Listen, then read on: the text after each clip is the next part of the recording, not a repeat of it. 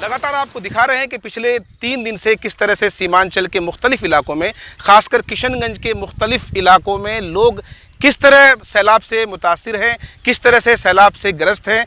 इस वक्त जो हम मौजूद हैं ये बेसिकली बलिया पंचायत का बहिकोल और फतेहपुर के बीच हम मौजूद हैं। आप जैसा कि देख रहे हैं, हम चाहेंगे कैमरामैन को कि आप ज़रा दिखाइए। ये दरअसल कोई नहर नहीं है, कोई नदी नहीं है, दरअसल ये मेन सड़क है। यहाँ से लोगों का आमद-ओ-रफ्त होता है, यहाँ से लोगों का गुजरना होता है। अभी कुछ देर पहले हमने आपको एक वीडियो में दिखाया था किस तरह से अगर किसी को बहिकोल आना हो और वो टेना से बहिकोल आना चाहे तो आपने देखा किस तरह से वो जो मेन सड़क है वो इसी तरह से नदी की शक्ल इख्तियार कर चुकी है। लगातार आप ये देख रहे हैं कि साहब पानी का बहाव बढ़ता जा रहा है। हमारे नुमाइंदों की तरफ से, हमारे जो सिस्टम में बैठे हुए लोग हैं, प्रशासन की तरफ से लगातार ये दावे किए जा रहे हैं। हर बार ये कहा जाता है कि साहब बाढ़ से पहले हमने सारी तैयारियां कर ली है।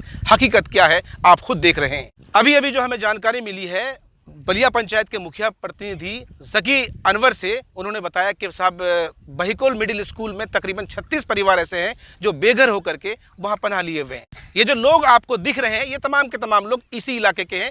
ये तफरी के लिए नहीं आए हैं, दरअसल यहाँ पहरेदारी कर रहे हैं कि साहब पानी का रफ्तार किस तरह से बढ़ रहा है और लगातार ये अपने इलाके के लोगों को, गांव के लोगों को ये अपडेट देते रहें कि आपको अपनी हिफाजत किस तरह से करनी है। आइए लोगों से बातचीत करते हैं, जानने की कोशिश करते हैं कि अब तक प्रशासन की तरफ से, सिस्टम की तरफ से और हमारे जनप्रतिनिधि जो बड़े बड़े दावे करते हैं, बड़े बड़े वादे करते हैं, उनकी तरफ से क्या कुछ इन्हें भरोसा दिया गया है और क्या कुछ इनकी मदद की गई है।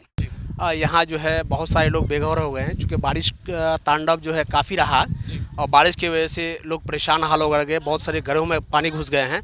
कुछ लोगों ने मतलब स्कूल वगैरह में शरण लिया है और ऊंची जगह पर शरण लिया है। फिर पानी बढ़ने का इम्कान सुन करके, चूँकि अफवाहें बहुत फैली जा रही हैं, इसके लिए कोई ऐसा ये नहीं है, फिर भी लोग जो है मीडिया वगैरह से संपर्क या फिर जो नेट वगैरह चलाते हैं इससे ये करके लोगों को बता रहे हैं। फिर भी जो है उनके दिलों में वो बात नहीं आ रही है कि भाई क्या होगा, नहीं घबरा रहे हैं। इसके लिए बाकी प्रशासन की तरफ से भी तो देखा जा रहा है, कहाँ अभी तो उस तरह का कोई ये नहीं देखा जा रहा है। लेकिन पहले एक मीडिया में खबर आई थी कि साहब प्रशासन ने पूरी तैयारियां कर ली है, अगर बाढ़ आएगा तो बाढ़ से निपटा जाएगा। ठीक है, ये प्राकृतिक आपदा है, लेकिन बचाव के कोई तरीके तो होते हैं ना। जो कमिटमेंट्स किए गए थे, जो अखबारात में खबरें आई थी, वो तो सारी फेल हो गई।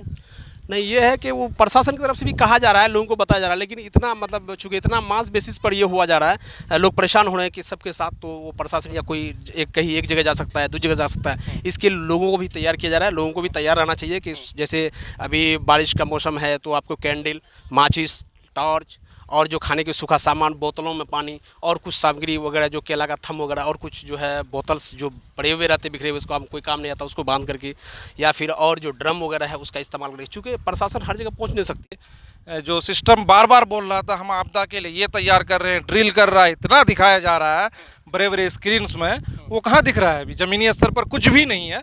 इसलिए सिस्टम और सरकार का 100% फेलियर है। अभी आप ठीक है, आप परेशानी आ रही है, कुदरती है, उसमें मेरा कोई कंट्रोल नहीं, आपका कोई कंट्रोल नहीं, लेकिन कुछ सुविधाएं तो होनी चाहिए। वो सुविधाएं कहाँ दिख रही है? तो आप किसी भी तौर पर ये सरकार और सिस्टम का फेलियर है।